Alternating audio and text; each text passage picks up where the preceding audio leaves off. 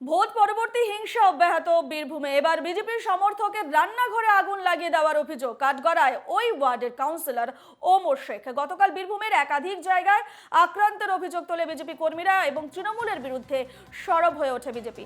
আজ ফের উত্তেজনা বীরভূমের বোলপুরে। ভোট পরবর্তী হিংসা অব্যাহত বীরভূমে। এবার বিজেপির সমর্থকের রান্নাঘরে আগুন লাগিয়ে দেওয়ার অভিযোগ উঠেছে কাঠগড়ায় ওই ওয়ার্ডের কাউন্সিলর ওমর শেখ।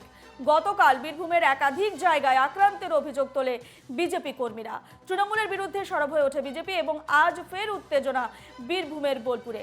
বীরভূমের বোলপুরে বিজেপি সমর্থকের বাড়িতে রান্নাঘরে আগুন লাগিয়ে দেওয়ার অভিযোগ। এ নিয়ে আমরা বিস্তারিত জানবো। ফোন লাইনে রয়েছেন আমাদের প্রতিনিধি শুভদীপ প্রামাণিক। শুভদীপ, যে খবর আসছে বিজেপির সমর্থকের রান্নাঘরে আগুন লাগিয়ে দেওয়ার অভিযোগ উঠেছে, কি ছবি, সেখানে কি আপডেট রয়েছে?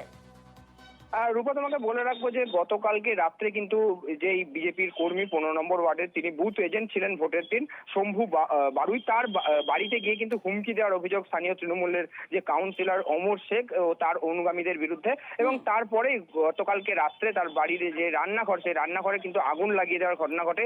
কে বা কারা আগুন লাগিয়েছে সেই বিষয়টি স্পষ্ট না হলেও কিন্তু বিজেপির তরফে এবং ওই আক্রান্ত বিজেপি কর্মীর তরফে কিন্তু স্পষ্টভাবে বলা হচ্ছে যে তাকে হুমকি দেওয়ার পরেই তৃণমূলের যে নেতা রয়েছেন বা কাউন্সিলর রয়েছেন ওমর শেখ এবং তার সঙ্গে সঙ্গে তার যে দুজন তিনজন অনুগামীরা রয়েছেন, তারাই এই অগ্নিসংযোগের ঘটনা ঘটিয়েছে, এমনটাই কিন্তু তারা জানিয়েছে। এবং তারপরে কিন্তু চরম উত্তেজনার পরিস্থিতি সৃষ্টি হয় এদিন সকাল থেকে। ইতিমধ্যেই যেটা জানা গেছে যে বোলপুর থানার পুলিশ ঘটনাস্থলে যায় এবং তারা এই ঘটনার তদন্ত শুরু করেছে।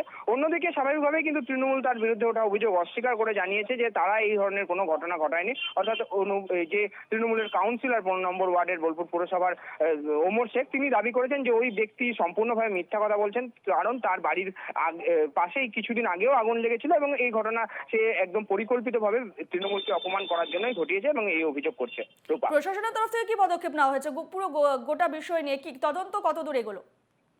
দেখো, এই ঘটনা ঘটার পরেই কিন্তু বোলপুর থানার পুলিশ এদিন অর্থাৎ বুধবার সকালে ঘটনাস্থলে যায় এবং তারা ওই এলাকা পরিদর্শন করেছে। পাশাপাশি যে ঘটনাস্থল এবং পুড়ে যাওয়া যে রান্নাঘর, সেখান থেকে বিভিন্ন নমুনাও সংগ্রহ করে নিয়ে গিয়েছে।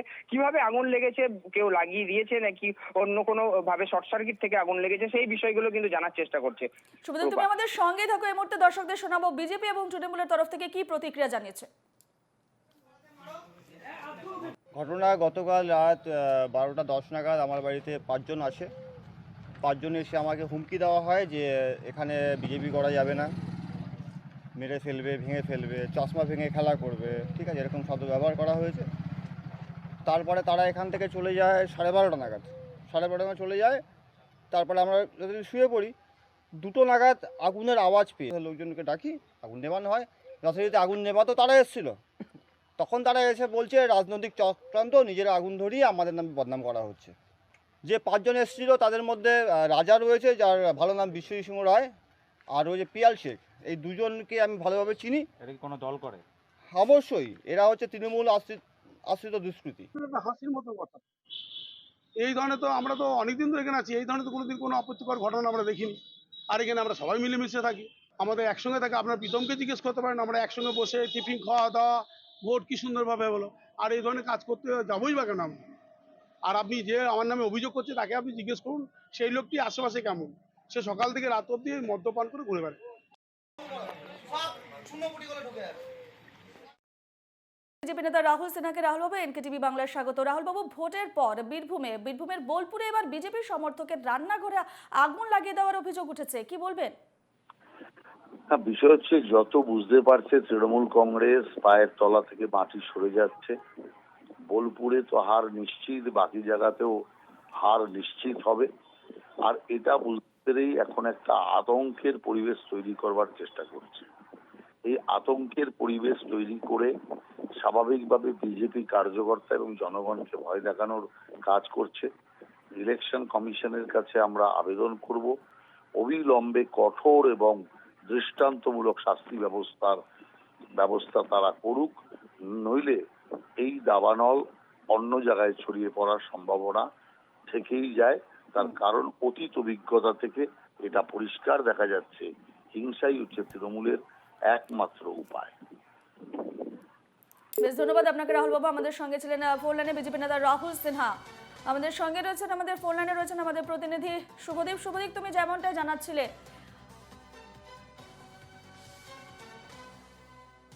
কিন্তু সকাল থেকে ইতিমধ্যে বিজেপির তরফে এই বিষয়টাকে নিয়ে কিন্তু তারা অত্যন্ত আতঙ্কিত রয়েছেন ওই এলাকার যে সমস্ত অন্যান্য বিজেপি কর্মীরা রয়েছেন। কারণ ভোট পরবর্তী হিংসা আমরা যেটা 2021 সালের পরে দেখেছিলাম অত্যন্ত ভয়াবহ ছিল। সেই সময় কিন্তু প্রচুর সংখ্যক বিজেপি কর্মীর বাড়িঘর ভাঙচুর থেকে মারধর করা হয়েছিল। ইলামবাজারের যে গোপালনগর, সেখানে গৌরব মণ্ডল নামে বিজেপির একজন কর্মীকে খুন করার অভিযোগ উঠেছিল। এবং তারপরে লোকসভা নির্বাচন মিটতে একদিন পরেই কিন্তু এই ধরনের যে ঘটনা, এর আগেও আমরা দেখেছিলাম যে লোকসভা নির্বাচনের দিনেই অর্থাৎ সেই দিনকেই কিন্তু বোলপুরে এক বিজেপি কর্মী কাঞ্চন ঘোষ, তাকে মারধর করার অভিযোগ উঠেছিল। তার পরবর্তীতে আবারও ফের এই ধরনের ঘটনা। স্বাভাবিকভাবে এটা নিয়ে কিন্তু অত্যন্ত আতঙ্কিত বিজেপির কর্মীরা। এবং এই বিষয়ে আমরা যেটা জানতে পেরেছি যে কিছুক্ষণ পরেই বোলপুর চৌরাস্তা, সেই চৌরাস্তা অবরোধ করে বিক্ষোভ দেখানোর কথা বিজেপির নেতা কর্মীদের। এবং এই বিষয়টা নিয়ে কিন্তু আগামীতে তারা আরো বৃহত্তর আন্দোলন করবে, এমনটাই জানতে পারা যাচ্ছে। বেশ শুভদীপ, তুমি এই খবরে নজর রাখো। আপাতত তোমাকে ধন্যবাদ জানাচ্ছি। যেমনটা আমরা জানাচ্ছিলাম, ভোট পরবর্তী হিংসা বীরভূমে এবং বীরভূমের বোলপুরে এবার বিজেপির সমর্থকের রান্নাঘরে আগুন লাগিয়ে দেওয়ার অভিযোগ উঠেছে কাঠগড়ায় ওই ওয়ার্ডের কাউন্সিলর ওমর শেখ। গতকাল বীরভূমের একাধিক জায়গা আক্রান্তের অভিযোগ তোলে বিজেপি কর্মীরা এবং তৃণমূলের বিরুদ্ধে সরব হয় বিজেপি।